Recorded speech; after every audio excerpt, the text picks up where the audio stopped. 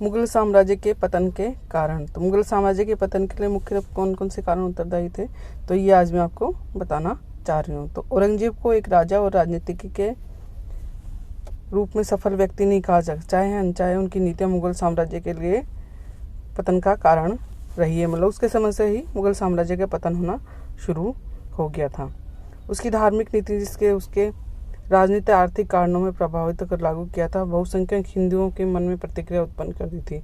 उसने अपनी धर्मांधता का परिचय देते हुए हिंदुओं पर जजिया कर लगाया, जिससे वे सिर्फ मुसलमानों का सम्राट ही माना जाने लगा और उसका विरोध करने की प्रवृत्ति उनमें तीव्र हो गई। धर्म को आधार बनाकर जाटों, पारसियों, सिखों, राजपूतों, मराठों, यहाँ तक कि दक्कन की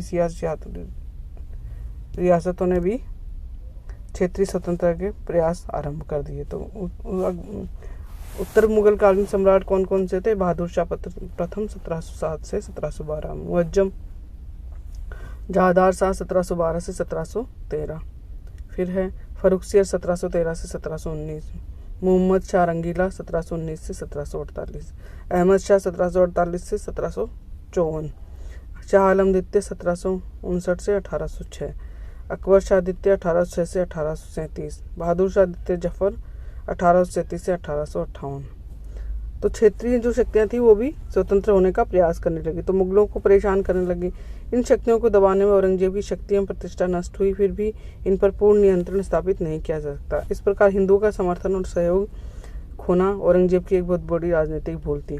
औरंगजेब की दूसरी सबसे बड़ी भूल क्या थी? राजपूतों का सहयोग उसने खो दिया था। भारत में मुगल सत्ता के स्थायी स्तंभ राजपूत ही थे, किंतु इस स्तंभ को औरंगजेब ने राजनीतिक अदूरदर्शिता धार्मिक कट्टरपन से खो दिया था। इसी प्रकार औरंगजेब ने गुरु तेग बहादुर का वध करवाकर सिखों को मुगल साम्राज्य के विरुद्ध एकत्र होने के लिए मजबूर कर दिया था। औरंगजेब की दक्षिण नीति ने मुगल साम्राज्य के पतन में योगदान दिया। उसने बीजापुर और गोलकुंडा को मुगल साम्राज्य में मिलाने की बड़ी राजनीतिक भूल की। इन दोनों राज्यों की समाप्ति के बाद दक्षिणी मराठों पर सर्वाधिक महत्वपूर्ण स्थानीय नियंत्रण समाप्त हो गया। इस प्रकार मराठों को संगठित और शक्तिशाली होने का एक और अवसर दिया गया। औरंगजेब की दक्षिण की यह मूर्खतापूर्ण नीति करीब 25 वर्ष तक हुई आवश्यकताएं पूर्ति किया जाता कठिन हो गया। आय का प्रमुख साधन इस लंबी अवधि के दौरान धन जन्म सेना का ह्रास हुआ, साथ ही उत्तरी भारत के शासन व्यवस्था भी शिथिल पड़ गई। तो इस मौके का लाभ उठाकर अनेक प्रांतीय सुल्तानों ने अपनी स्वाधीनता घोषणा कर दी। तो सबसे पहला कारण क्या था औरंगजेब का? सबसे पहला कारण यह था कि औरंगजेब का उत्तरदायी। तो औरंगजेब को इसके प्रति उसकी धार्मिक कट्टरता, हिंदुओं को परेशान करना, साथ ही सिखों को परेशान करना, तो इन सब नीतियों के कारणों के लोग उसके विरोध करने लग गए थे। तो उत्तराधिकारी, दुर्बल उत्तराधिकारी। मध्ययुगीन साम्राज्य का मात्र सम्राटों की योग्यता पर टिका रहता है, किंतु दुर्भाग्य से औरंगजेब के बाद मुगल सम्राटों न तो योग्य थे न चरित्रवान।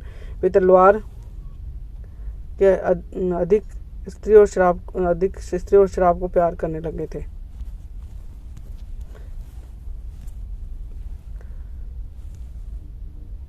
औरंगजेब का उत्तरदायी तो बहादुर शाह बेखबर कहलाता था। डॉक्टर श्री राम शर्मा के मुताबिक काम बख्श ने बंदीगृह में मृत्युशैया पर इस बात का पश्चाताप किया कि तैमूर का वंश जीवित ही पकड़ा गया, किंतु जहांदार शाह अहमद शाह को अपनी रखेलों के बाहुबंधों में फंसे हुए थे कि कर्तव्य विमुख अवस्था में बंदी बनाए जाने पर तनिक भी लज्जा नहीं आई। इस प्रकार बहादुर शाह प्रथम से लेकर बहादुर शाह जफर तक के सभी शासकों में चारित्रिक, राजनीतिक, सैनिक और प्रशासनिक क्षमता नहीं थी, और ऐसी स्थिति में मुगल साम्राज्य का पतन होना स्वाभाविक। मतलब जो उत्तराधिकारी थे, कोई भी सत्ता होती है किस पे? सम्राट की योग्यता पर। तो किंतु औरंगजेब के बाद जितने भी आए वो शराब और स्त्री में ही डूबी रहते थे, और उनको कोई भी प्रशासन से कोई वो नहीं था, जनता से कोई मतलब नहीं था, और वो अपने अयोग्य सिद्ध हुए। वो विलासितापूर्ण जीवन में अपना समय व्यतीत करते रहे। तो मुगलों में उत्तराधिकार के नियम का अभाव था। मुगलों में राजगद्दी के लिए उत्तराधिकार का कोई नियम नहीं था। प्रसिद्ध लेखक अर्स्किन के अनुसार तलवार ही उत्तराधिकार की एकमात्र निर्णायक थी। प्रत्येक राजकुमार अपने भाइयों के विरुद्ध अपना भाग्य आजमाने को उद्यत था।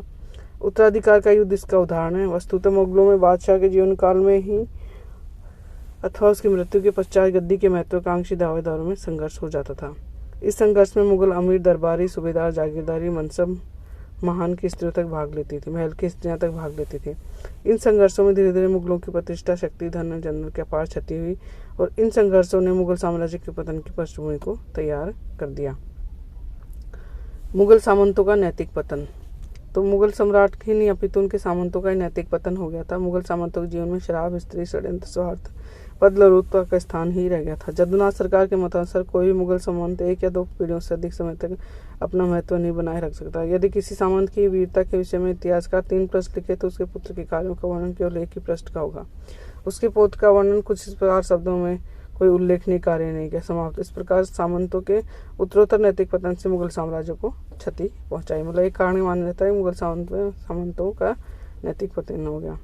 फिर जागीरदार संकट। डॉक्टर सतीश चंद्र ने मुगल साम्राज्य के पतन के लिए वंशधारी और जागीरदार प्रथाओं को असफलता को जिम्मेदार ठहराया। उसके अनुसार औरंगजेब के समय में युद्धों, प्रशासन व बादशाह अमीर वर्ग की बढ़ती हुई आवश्यकताओं की पूर्ति किया जाना कठिन हो गया था। आय का प्रमुख साधन कृषि थी जो व्यय में वृद्धि के अनुपात में कम थी। इस प्रकार राज्य और प्रशासक वर्ग आय और उसके व्यय में अंतर बढ़ता गया। जागीरदारी व वंशधारी व्यवस्था के दोष सामने आने लगे। औरंगजेब की दक्षिणी विजय भी संकट में वृद्धि की। अब स्थिति यह हो गई कि जागीर कम हो गई क्योंकि मांगने वाले अधिक हो गए, जिससे जागीर पाने वालों वर्ग में अच्छी जागीर पाने की प्राप्ति प्रतिद्वंदिता हुई। इसी प्रतिद्वंदिता और संकट को एक अन्य प्रकार से बढ़ावा मिला। कागजों में जागीरों से प्राप्त होने वाली आय को बहुत पहले से अधिक वास्तविक आय से अधिक दिखाया जाता था। ऐसी स्थिति में जागीर प्राप्त वर्ग में अच्छी आय वाले जागीर को प्राप्त करने का प्रयत्न करते थे। इससे दरबार में दलबंदियों को बढ़ावा मिला। इसके अतिरिक्त जागीरदारों ने भूमि के ठेकेदारों को भूमि देना शुरू कर दी। ठेकेदार किसानों से अधिक वसूली लगान करते थे। इससे किसानों ने लगान देना बंद कर दिया और स्थानीय जमींदारों के माध्यम से विद्रोह कर दिया। इससे मुगलों की आर्थिक, राजनीतिक, सैनिक शक्ति टूटती चली गई और यह सब भूमि से प्राप्त आय पर निर्भर करता था। इसके बाद है मुगलों की सैन्य दुर्बलताएं। तो सैनिक दुर्बलताओं ने मुगल पतन में अहम योगदान दिया। मुगल सेना मनसबदारी व्यवस्था पर आधारित थी, परंतु कालांतर में यह व्यवस्था मुगल सेना की दुर्बलता बनी। उनकी सेना की स्वामी भक्ति सम्राट के प्रति नहीं रही। मुगल सेना में राष्ट्रीयता का सर्वथा अभाव था। मुगल सेना में अनुशासनहीनता, विलासिता भी प्रविष्ट कर गई। इसके अतिरिक्त गलत रणनीतियां भी, नौसेना का अभाव, सिर्फ मैदानी युद्धों में पारंगत होना, छापामारी युद्ध से अनुभवी होना, इन्हीं कारणों से मुगल सेना की क्षमता को नष्ट कर दिया। फिर है बौद्धिक पतन। तो बौद्धिक पतन को भी मुगल साम्राज्य के पतन के लिए उत्तरदायी बताया गया है। निश्चय ही मुगलों के अधिकांश शासनकाल में शिक्षा की व्यवस्था समुचित नहीं थी, जो भी वह समय के अनुकूल नहीं रही है। उसमें तकनीकी और वैज्ञानिक शिक्षा का पूर्ण अभाव था। उदार मानवीय भावनाओं के विकास में सहयोग देते हुए बहुत कमी थी। इस कारण प्रशासन को योग्य व्यक्ति मिलने बंद हो गए थे। परिणाम स्वरूप मुगल साम्राज्य पतन की ओर उन्मुख हो गया। मुगल साम्राज्य का आर्थिक दिवालियापन। कोई भी साम्राज्य सम्राट की योग्यता, सेना की दृढ़ता, राजकोष में पर्याप्त धन पर निर्भर करता था। मुगल साम्राज्य पर इन तीनों का ही अभाव हो गया था। शाहजहां ने भवन निर्माण आदि कार्यों में प्रचुर मात्रा में धन व्यय किया। औरंगजेब ने दीर्घकालीन दक्षिण के युद्धों में न केवल राजकोष को ही रिक्त किया बल्कि देश के व्यापार उद्योगों को भी नष्ट कर दिया। सर यदुनाथ सरकार ने कहा, एक बार तो मुगल जमाल खान में 3 दिन तक चूल्हे आग नहीं जली। शहजादियों अधिक समय तक भूख सहन नहीं कर सकी। पर्दे की परवाह न करते हुए महल से निकल शहर की ओर दौड़ पड़ी। जिस शासन की हालत इतनी गिर गई वह अधिक समय तक किस प्रकार चल सकता था। नौसेना का अभाव अप्रत्यक्ष रूप से मुगल साम्राज्य के लिए पतन का उत्तरदायी कारण बना। नौसेना के अभाव में उत्पन्न दुर्बलता उस समय प्रकट हुई जब 16वीं शताब्दी के यूरोप के निवासी भारत आए। समुद्र पर अधिकार स्थापित करके उन्होंने भारत के विदेशी व्यापार पर नियंत्रण स्थापित किया। व्यापारिक दृष्टि से यूरोपियों पर निर्भरता से भारतीय शासकों ने अधिक व्यापारिक सुविधा देने के लिए बाध्य किया, जिससे कि अंत में अंग्रेजों को भारत में राज्य करने का अवसर मिल गया। मुगल साम्राज्य की विशालता, मराठा को उत्कर्ष। तो औरंगजेब के काल में मुगल साम्राज्य का विस्तार बढ़ गया था।